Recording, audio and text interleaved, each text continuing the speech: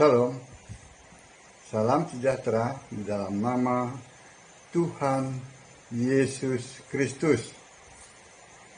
Tetap bersama saya, Pendeta Binsar Sianipar, BBS, dari Gereja Alkitab Allah Esa. Bapak Ibu sekalian yang saya kasihi di dalam nama Tuhan Yesus Kristus.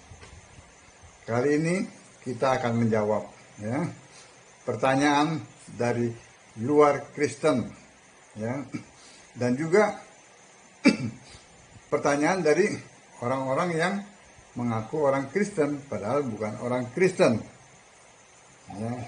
Mereka adalah penyembah Tritunggal, Trinitas. Banyak kan yang mengatakan, kenapa? Bertanya seperti itu ya. Adam dan Hawa yang berbuat dosa, kok Yesus yang harus mati disalib?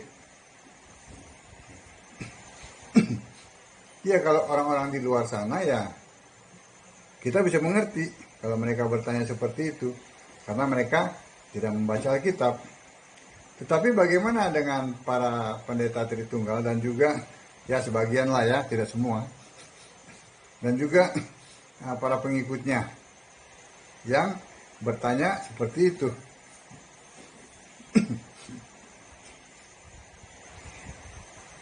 Mereka tidak membaca dari Kejadian 3 ayat 15 bahwa keturunan perempuan ini akan meremukkan kepalamu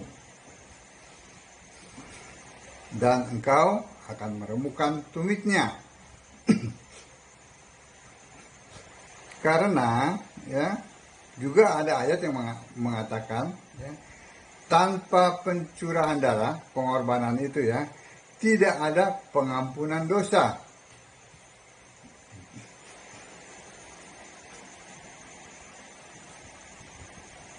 Kan kalau kita kan maunya, loh, kalau gitu pada saat Adam dan Hawa berbuat dosa, ya sudah, Yesus lahir aja di situ, lalu disalib, lalu keturunan Adam dan Hawa kan tidak lagi berbuat dosa seperti kita, tidak lagi berdosa, tidak lagi menanggung dosa. Nah itulah maunya kita, maunya manusia kan seperti itu. Tapi kehendak Allah lain, karena itu belum waktunya. Belum waktunya siapa? Belum waktunya Allah. Yesus itu lahir saat itu.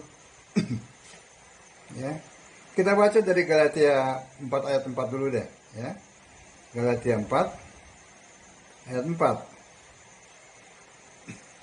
Tetapi setelah genap waktunya, maka Allah mengutus anaknya yang lahir dari seorang perempuan dan takluk kepada hukum Taurat. Nah, sesudah genap waktunya baru Yesus lahir.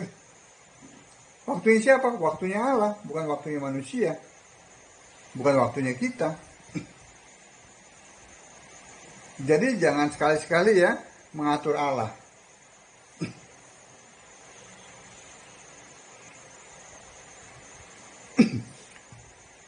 Begitu genap waktunya baru firman yang adalah Allah itu menjadi manusia. Dia bergelar anak Allah. Anak Allah itu bukan Allah Anak Allah itu gelar manusia. Manusia Yesus itu gelarnya anak Allah. Nah, sejak lahir itulah maka tidak ada lagi orang yang menyembah Tuhan, Tuhan huruf besar semua, yang terjemahannya dari Yahweh. Sejak lahir itu, sejak Yesus lahir, tidak ada lagi orang menyembah Yahweh. Sebab apa? Yahweh itu sudah dibentuk jadi manusia. Namanya Yesus. Jadi itulah Allah yang jadi manusia. Dia yang menyelamatkan.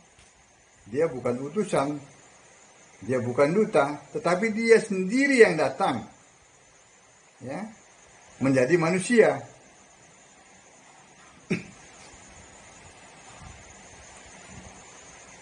Kenapa Allah harus datang sebagai manusia? Kita baca di apa yang tadi akan saya bacakan tuh. Di Ibrani 10 ya. Ayat 1 sampai 18. Itu panjang sekali ya. Tetapi ini sangat sangat penting untuk kita baca ya. Supaya kita mengerti ya.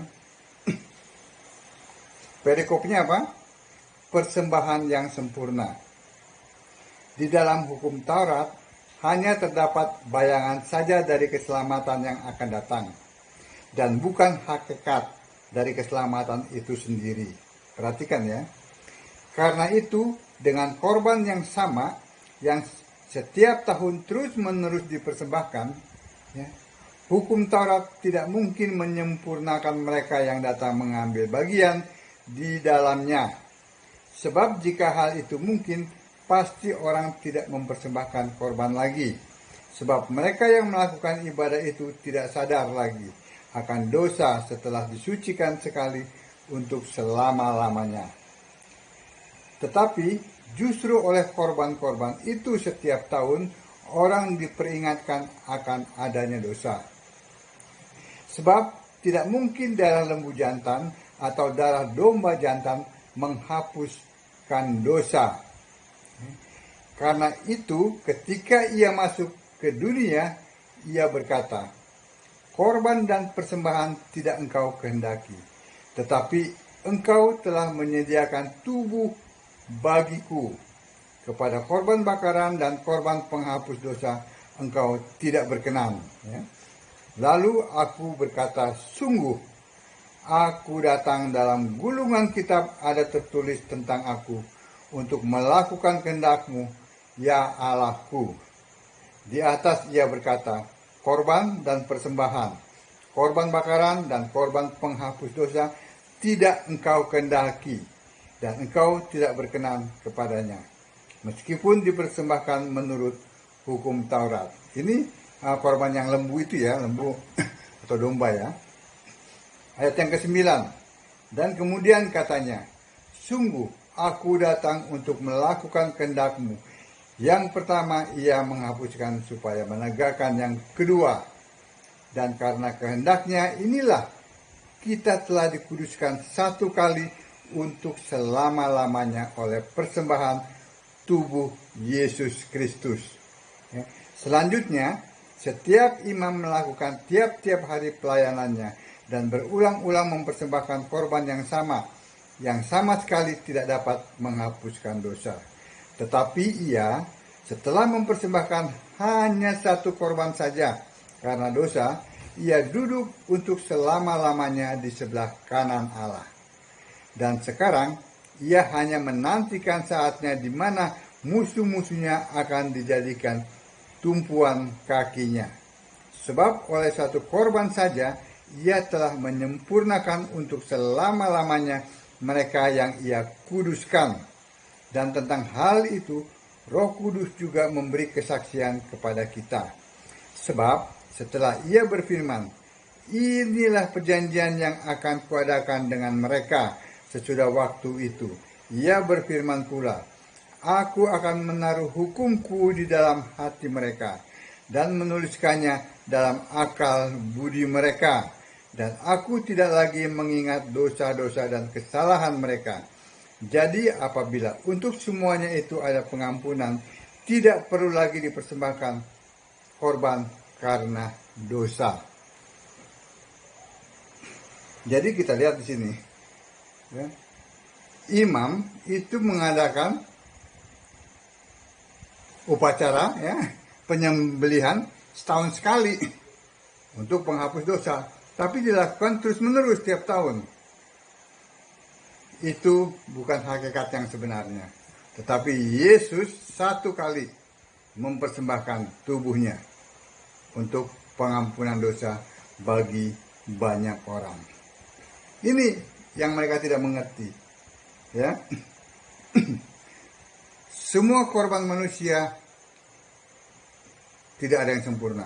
Sebab itu Allah sendiri yang menyiapkan korban itu, yaitu tubuh Yesus itu. Jadi yang mati di salib itu bukan Tuhan ya. itu adalah manusia Yesus. Kalau Tuhan kok masih bisa mati, Tuhan apaan seperti itu? Alkitab tidak mengajarkan seperti itu ya.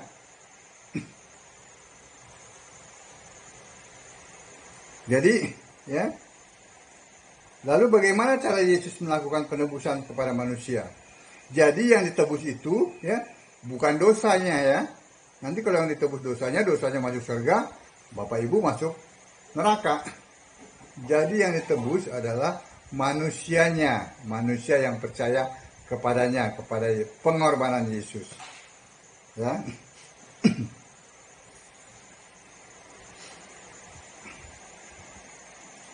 Kita baca untuk memperjelas ya, bahwa yang mati itu manusia ya. Dari Filipi 2 ayat 7 dan 8.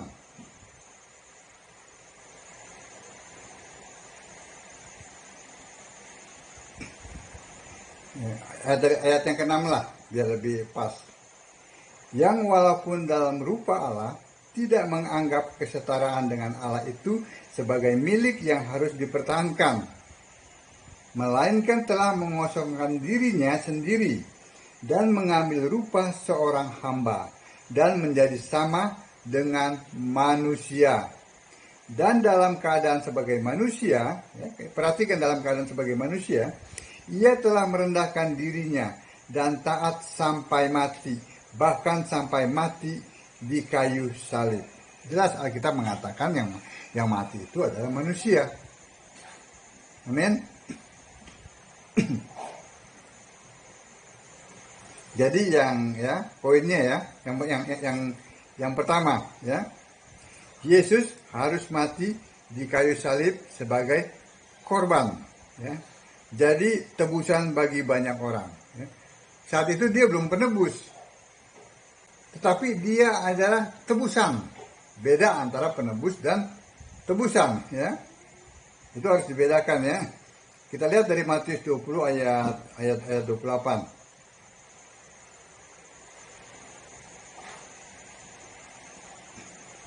Sama seperti anak manusia datang bukan untuk dilayani, melainkan untuk melayani dan untuk memberikan nyawanya menjadi tebusan. Ya. Bukan penebus ya, belum menjadi penebus. Ya. Memberikan nyawanya menjadi tebusan bagi banyak orang. Ya, karena penebus itu harus Allah. Ya. Tidak mungkin manusia itu jadi penebus. Ya. Itu yang pertama ya. Yesus harus mati di salib ya, sebagai tebusan.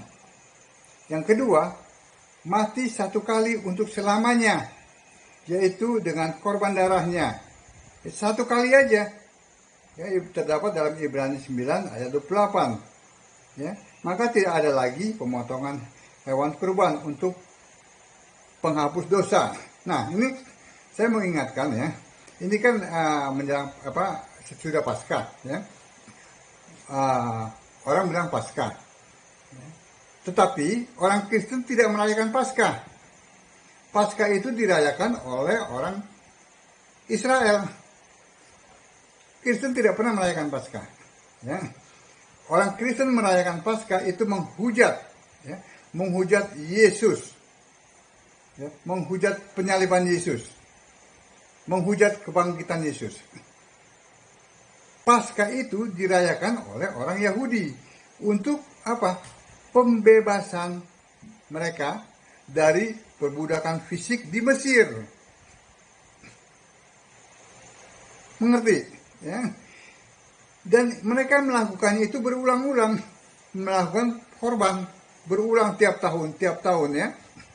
Yesus yang adalah anak domba Paskah itu, dia melakukannya hanya sekali dan tidak diulang-ulang. Nah, kalau melakukannya diulang-ulang ya, maka yang ingin saya katakan begini, orang Kristen kalau merayakan Paskah itu menghujat Yesus. Kenapa? Karena mereka tidak percaya Yesus sudah bangkit. Jadi mereka terus melakukan korban setiap tahun. Padahal sekali untuk selamanya Yesus melakukannya. Dia sudah sekali mati ya, dan dia bangkit dan dia naik ke surga. Saat ini dia tidak lagi tahun depan tidak lagi berkorban, karena dia sudah Allah di surga. Dia sudah bangkit. Jadi kalau melakukan lagi itu ya, perayaan Paskah, itu menolak pengorbanan Yesus yang sekali. Dengan demikian menolak kebangkitan Yesus. Mengerti? Orang Kristen tidak boleh merayakan Paskah. Paskah itu bukan perayaan Kristen, itu perayaan Yahudi yang terlepas ya dengan kuat kuasa Allah ya. Mereka dilepaskan dari perbudakan fisik di Mesir. Amin. Itu yang saya tambahkan lagi di sini ya. Jadi Yesus itu mati satu kali. Jadi kalau dirayakan lagi tahun depan, dirayakan tahun depan lagi, itu berarti menghina, menghujat penyaliban Yesus yang sekali ya. Kematian Yesus yang sekali itu ditolak. Kebangkitan Yesus itu ditolak. Kenapa? Karena dimatiin lagi. Iya kan? Ntar tahun depan dimatiin lagi. Disalib lagi. Betul kan? Nah, jadi bacalah Alkitab dengan benar. Ya. Baca Alkitab dengan benar. Ya kalau saudara mau bantah. Di bawah sini ada ya. Ada pendapat ya. Saudara boleh bantah. Ya, di bawah YouTube saya ini. Silakan dibantah. Tapi harus memakai ayat-ayat Alkitab, jangan buku-buku tafsir, ya, jangan buku-buku teologi, ya, jangan buku-buku filsafat. Kita sedang membicarakan firman Allah. Jadi pakai ayat-ayat Alkitab. Nah, itu yang kedua ya. Yang pertama Yesus harus mati salib, ya, sebagai tebusan. Yang kedua ya mati sekali disalib satu kali ya. Yang ketiga ya. Setelah Yesus bangkit ya, sekali lagi dia menyatakan dirinya untuk apa? Untuk menganugerahkan keselamatan kepada yang menantikannya. Nah, waktu dia bangkit inilah dia menjadi penebus. Kenapa? Kisah Para Rasul 2 ayat 36 itu mengatakan ya, saya bacakan ya. Harus pakai ayat. Kisah 2 ayat 36. Jadi seluruh kaum Israel harus tahu dengan pasti bahwa Allah telah membuat Yesus yang kamu salibkan itu menjadi Tuhan dan Kristus. Nah, juru selamat itu, penebus itu harus Tuhan. Harus Kristus. Seperti dalam Yesaya tadi itu ya, Yesaya 44 ayat Yesaya berapa itu? Yang sudah saya sampaikan tadi itu. Jadi harus dimengerti bahwa juru selamat itu harus Tuhan, harus Kristus, ya. Tidak ada juru selamat yang lain. Manusia itu tidak bisa menyelamatkan.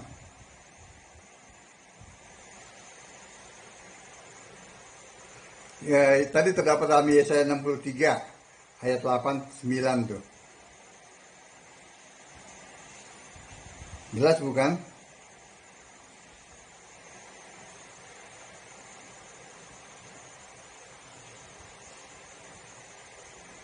Nah, itu yang ketiga ya. Pada saat dia bangkit, dia itulah juru selamat. Karena dia Tuhan. Sebelumnya dia bukan Tuhan, dia manusia. Yang mati kan manusia. Ya. Lalu setelah bangkit, dia menyatakan sekali lagi, ya, untuk menganugerahkan keselamatan itu kepada siapa? Kepada siapapun juga yang merespon tentang kematian dan kebangkitannya, yaitu orang-orang yang percaya kepadanya. Itu dianugerahkan keselamatan. Kalau yang tidak percaya ya tidak. Itu responnya begitu, ya. Nah, yang keempat yang harus dilakukan oleh umatnya yaitu tadi percaya bahwa Yesus sudah bangkit, sudah Allah, ya, sudah roh, ya, bukan manusia lagi, ya, sudah roh, sudah Tuhan, sudah Kristus, sudah juru selamat. Ya. Sebab itu ya, tidak berhenti di situ, bukan hanya percaya di situ, tapi memberi diri dibaptis. Ya. Dalam Lukas 16 Markus ya, Markus 16 ayat 16 ya. Siapa yang percaya dibaptis, maka selamat. Siapa yang tidak percaya dihukum. Jadi nggak ada pilihannya itu tengah-tengah gitu ya, percaya nggak percaya. Tidak, oh habis percaya dibaptis. Oh enggak, iya harus percaya yang bagaimana? Ya, seperti yang tadi sudah saya sebutkan, juga dibaptis dengan benar, sesuai dengan Alkitab, di dalam nama Yesus, bukan dalam nama Bapa, Anak, Roh Kudus. Tidak, Bapa, Anak, Roh Kudus itu bukan Allah. Ya, nama Bapa itu Yesus, terdapat dalam Yohanes 17 ayat 12. Nama anak itu Yesus, Lukas 1 ayat 31. Nama Roh Kudus itu Yesus, Yohanes 14 ayat 26. Semua pakai ayat, tidak ada yang tidak pakai ayat, ya.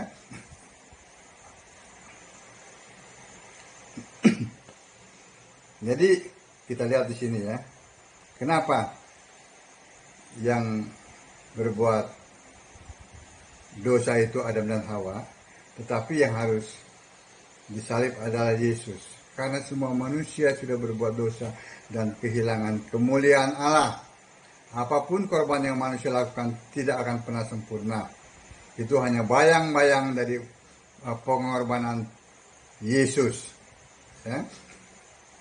Yang kedua, untuk meremukan kepala ular, ya, menghancurkan ya. Amin. Jadi orang yang percaya itu tidak cukup hanya percaya, tapi memberi diri dibaptis dalam nama Yesus, ya, tentu dengan baptisan yang benar, ya, tenggelam, celentang, lalu dibangkitkan kembali, bukan dengan percik-percik. Ya.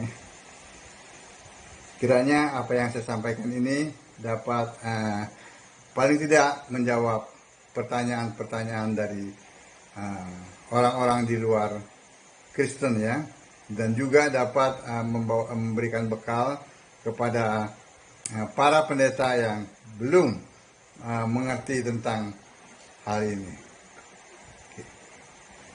Sembahlah Yesus sebagai satu-satunya Allah yang benar. Baca Alkitab. Shalom.